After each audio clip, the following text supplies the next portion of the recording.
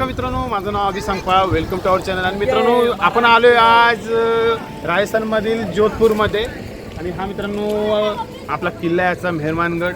आणि आपण हा किल्ला बघणार आहोत. डोंगरावर 400 फूट बनवलेला हा किल्ला आहे मित्रांनो. आणि तसंच आपण छत्रपती शिवाजी महाराजांचे पण किल्ले करतो. मित्रांनो, आपण किल्ला बघायच्या आधी चहा घेऊया, कारण आपण सकाळी नाश्ता केला, चहा घेतला नव्हता. नंतर आपण हा सुंदरसा मस्तवाला किल्ला करणार आहोत, मेहरमानगड.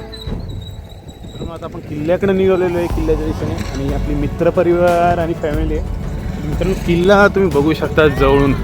थोडा वाईड अँगल आपण क्लोजमध्ये घेऊया शूट. आणि मित्रांनो, हा आपला किल्ला आहे. एक सुंदरसा महाल आहे मित्रांनो, लक्झरियस पण म्हणता येईल. त्या काळात बनवलेला किल्ला आहे हा मित्रांनो. विचार करा, आर्किटेक्चर पण बघा.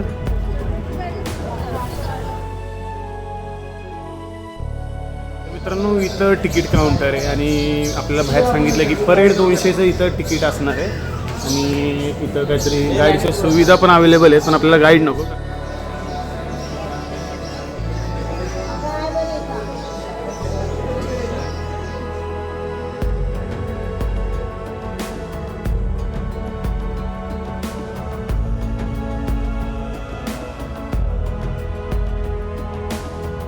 मित्रांनो, हा बाहेरून मेहरमानगड दिसतो. आणि मित्रांनो, लाल दगडात कोरलेला अख्खा किल्ला आहे मित्रांनो. अख्खा महाल तुम्ही बघू शकता.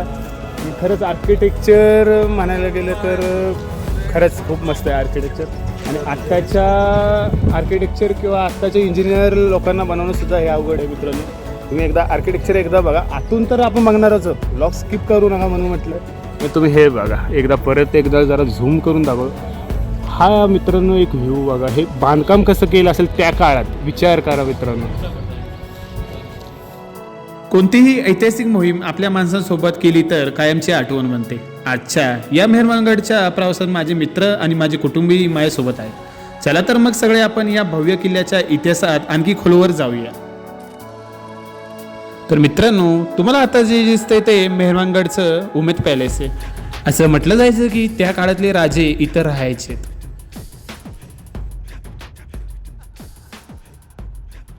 या प्रवेशद्वाराकडे नीट पाहिलं तर त्यातील सुंदर कोरीकाम, नक्षीकाम आणि रंगीत भित्तिचित्र दिसतात. राजस्थानी आणि मुघल स्थापत्यशैलीचा अप्रतिम संगम पाहायला मिळतो. युद्धासाठी मजबूत संरक्षण आणि सौंदर्यासाठी कलात्मक रचना, या दोन्ही गोष्टींचा समतोल या किल्ल्यावर दिसून येतो. किल्ल्याच्या आत जाताना आपल्याला वेगवेगळे चौक, विशाल अंगण आणि अनेक महाल दिसतात. प्रत्येक महाल वेगवेगळ्या राजाच्या काळात बांधलेला गेलेला असल्यामुळं त्यांच्या वास्तुकलेतही थोडाफार फरक जाणवतो. हा जो मॉडेल किल्ल्याचा आहे त्यातून मेहरमानगडची संपूर्ण रचना समजते. नैसर्गिक डोंगराचा उपयोग करून किल्ला उभारण्यात आला आहे. प्रत्येक दरवाजा, प्रत्येक वळण आणि प्रत्येक तट हा शत्रूला रोखण्यासाठी अतिशय नियोजनपूर्वक तयार करण्यात आलेला आहे.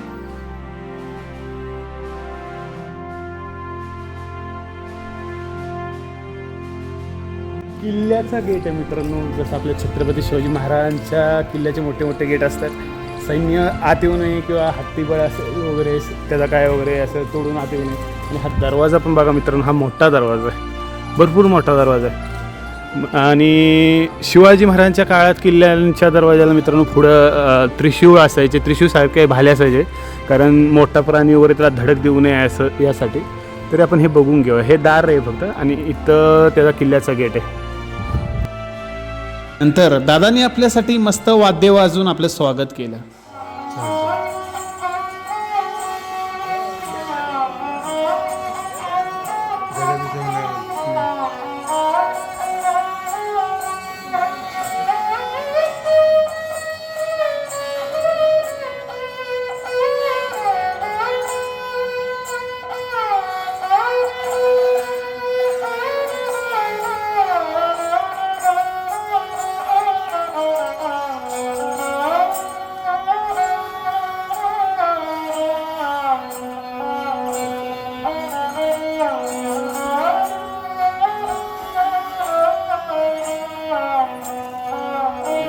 त्या काळातली तोफ, छत्रपती शिवाजी महाराजांच्या किल्ल्यावर जशा तोफी दिसतात त्याचप्रमाणे आपल्याला इथं लोखंडाची भली मोठी तोफ दिसते मित्रांनो. आणि खरंच किती वजन असेल याचं, या तोफेचं कितीतरी हजारो टन वजन असेल मित्रांनो. ही तोफ एवढ्या किल्ल्यावर कशी आणली असेल याचा अभ्यास करणं खरंच खूप भारी वाटतं मित्रांनो किल्ल्या आल्यावर.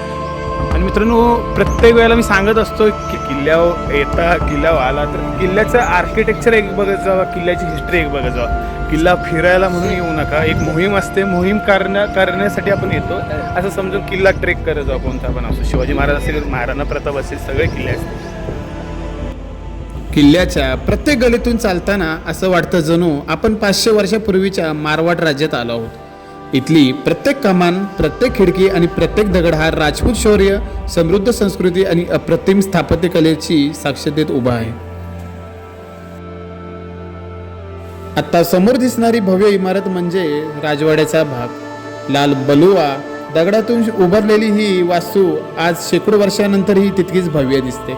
या झरोक्याकडे आणि बाल्कनीकडे पाहिलं तर दगडात केलेलं बारीक कोरीव काम थक्क करून टाकतं. त्या काळात आधुनिक यंत्राशिवाय अधिक अचूक कलाकुसर करणं ही खरोखरच एक अद्भुत कला होती.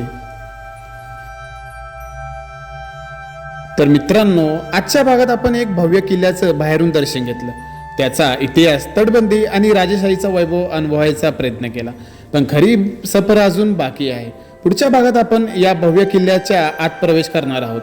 तिथले राजवाडे, महाल, शस्त्रागार, सुंदर कोरीवकाम, गुप्त जागा आणि अनेक ऐतिहासिक रहस्य जवळून पाहणार आहोत.